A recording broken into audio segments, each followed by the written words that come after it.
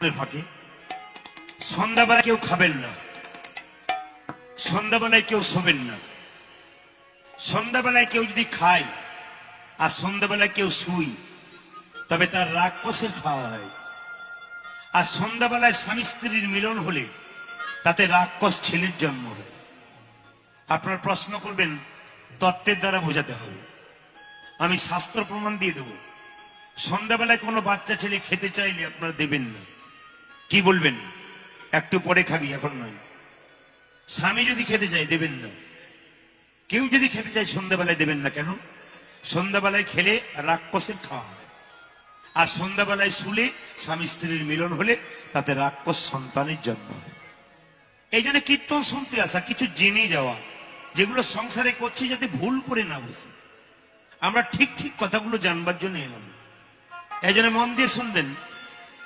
বলছে সন্ধ্যাবেলায় খেলে রাক্ষস ছেলে জন্ম হয় শুলে, তার প্রমাণটা কি জেনে নিন। আপনাকে জিজ্ঞেস করবো আপনার গোত্র কি, আপনি বলবেন শাণ্ডিল্য। আমাকে জিজ্ঞেস করুন প্রদীপবাবু আপনার গোত্র কি, আমার গোত্র মধুকুল্য। একে জিজ্ঞেস করবো এর গোত্র কি, বলে এর গোত্র কাশ্যপ। এরকম করে এক একটা মুনি ঋষির নাম অনুসারে গোত্র বাবা। আমরা মধু ঋষি গোত্রের লোক, হ্যাঁ, আপনারা কেউ শাণ্ডিল্য ঋষির গোত্রের লোক। এই জন্য বলছে কাশ্যপ মুনি, তার দুটো স্ত্রী ছিল, একটা দিতি একটি অদিতি। মায়েরা দিতি ছিল খুব অদিতি ছিল খুব ভক্তিমতী, একটা কৃষ্ণ ভক্ত সন্তান দিল। এই যে মা ভক্তিমতী হয়, আপনি কোনো মতে রাক্ষস ছেলে জন্ম দেবেন না, একবারে ভক্তি ভক্ত সন্তানের জন্ম দেবেন।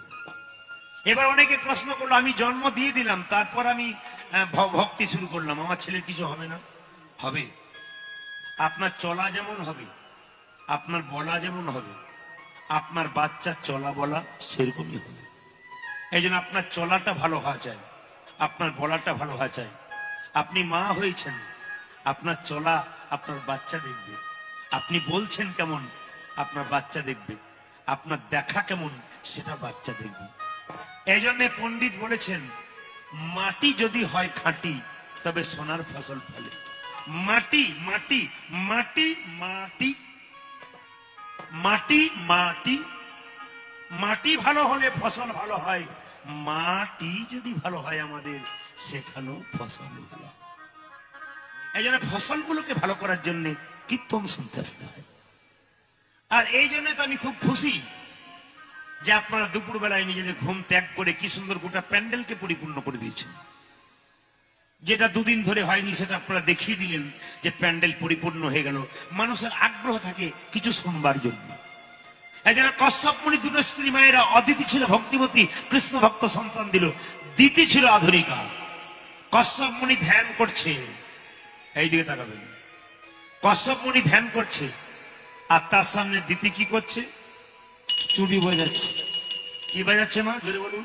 চুরি বাজাচ্ছে। চুরি বাজাচ্ছে। যখনই দিতি চুরি বাজানোতে কশ্যপ মুনির ধ্যান ভেঙে গেল, কশ্যপ মুনি তাকিয়ে বলল, দিতি এ তুমি কি করছো? আমার বাম পাশে বসো।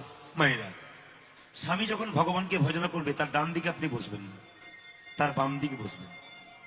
রাস্তায় স্বামী চললে স্ত্রী আগে যাবে না, স্ত্রী পেছনে যাবে, তবে সে সহধর্মী।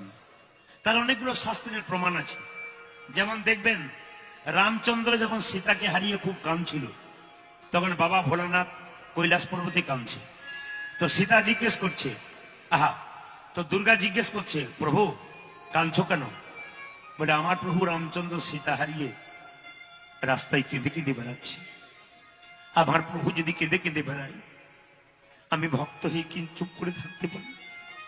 সঙ্গে সঙ্গে দুর্গা দেবী বলল, স্বামী তুমি যদি আমাকে অনুমতি দাও, তবে আমি একটা কথা বলি। বলে কি?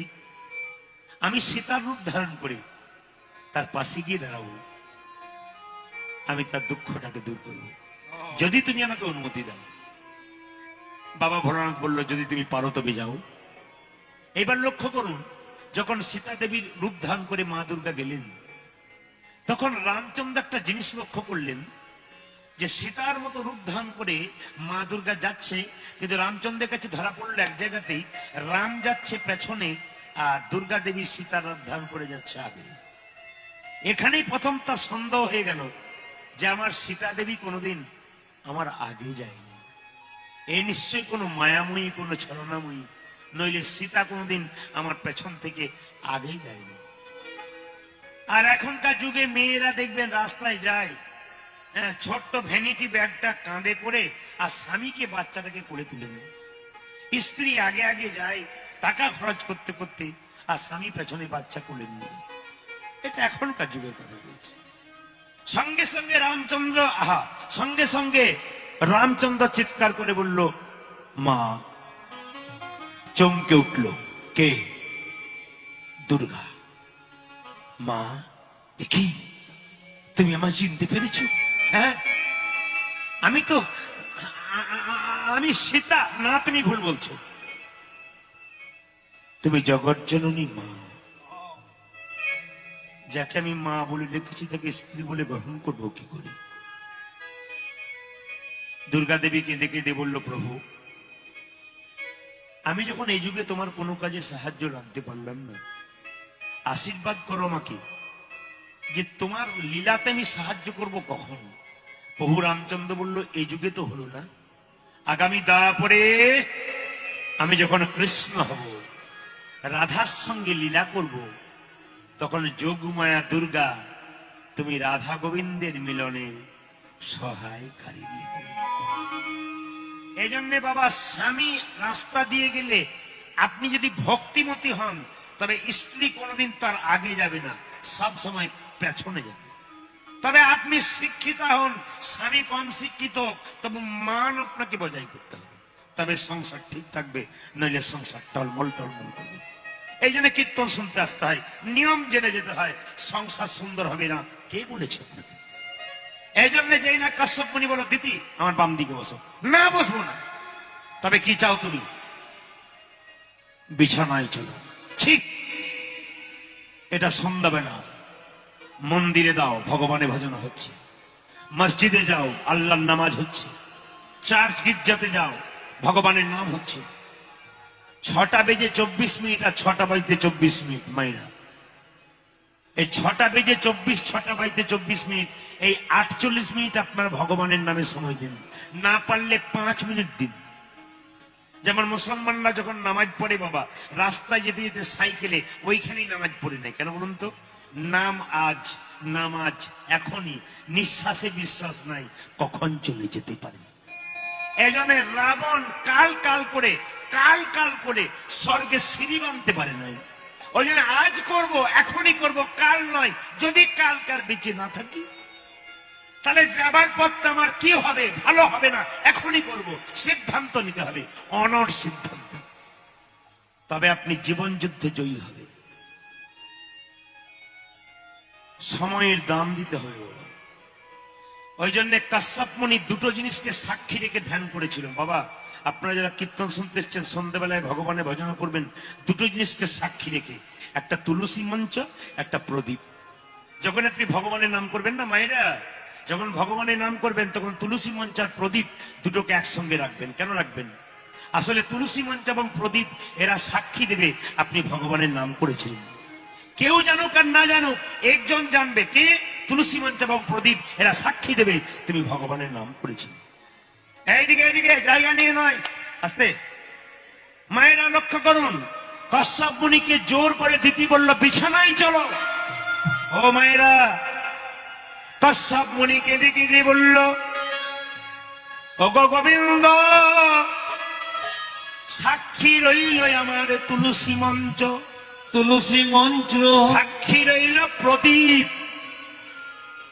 আমি যে গোবিন্দের নামে করেছিলাম, এরা দুজন সাক্ষী রইল।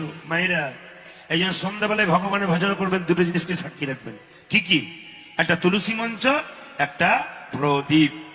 এইদিকে লক্ষ্য করুন, দিতি জোর করে কাশ্যপ মুনিকে নিয়ে গেল বিছানাতে। তাদের দুজনে মিলন হলো বাবা। দুটো রাক্ষস ছেলের জন্ম নিল। একটার নাম হলো হিরণ্যাক্ষ, একটার নাম হলো হিরণ্যকশিপু। ভক্ত প্রহ্লাদের বাবা, ভক্ত প্রহ্লাদের কাকা। মায়েরা বলুন, একসঙ্গে দুটো ছেলে জন্ম নিলে তাকে কি ছেলে বলে? জোরে বলুন। না, যারা পেছনে বসছেন তারা বলুন, কি ছেলে বলে একসঙ্গে দুটো ছেলে জন্ম নিলে? যমজ। যে আগে হয় সে বড় হয়, আর যে পরে হয় সে, জোরে বলুন, ছোট হয়। এটা আপনারা সবাই জেনে বসে আছেন, কিন্তু শাস্ত্র বলল না, যে আগে হয় সে ছোট হয়, আর যে পরে হয় সে বড় হয়।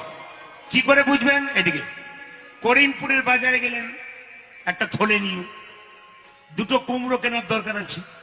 একটা কুমড়ো থলেতে ভরলেন, আবার পরবর্তী কুমড়োটা তারপর থলেতে ভরলেন। বলুন, যেটা আগে ভরলেন সেটা আগে বেরিয়ে আসবে উপর করলে, না যেটা পরে ভরলেন সেটা এগিয়ে আসবে? হয়তো যে বলছে আগে ভরেছে সেটা প্রথম বেরিয়ে আসবে। মানে একজন বলছে আর কি, হ্যাঁ বাহ, তলে পড়ে গেল, বাবা বলেছেন ঠিক। তাহলে যেটা পরে ভরেছে সেটা আগে আসবে, আর যেটা আগে ভরেছে সেটা পরে। মায়ের পেটে যে বাচ্চা আগে এলো মা, সে কিন্তু প্রথমে আসতে পারেনি, যে পরে এলো সে প্রথমে এলো। এই জন্য আপনারা জেনে নিন, এরপর থেকে যখন আপনার প্রথম দুটো বাচ্চা হলে, প্রথম বাচ্চাটা ছোট হবে আর পরের বাচ্চাটা বড় হবে। আসুন, মহাপ্রভুর কথা অনুযায়ী সন্ধে হবার আগেই সন্ধ্যাবেলাতে হরিনাম করতে হয়। সাথে পাঁচে সবাই মিলে দাঁড়িয়ে বসিয়া কীর্তন করা হসবে, হাতে তালি দিয়া। সবাই হাতগুলোকে তুলুন, সবাই তুলুন, প্রেম সে তুলুন। বাহ, একসঙ্গে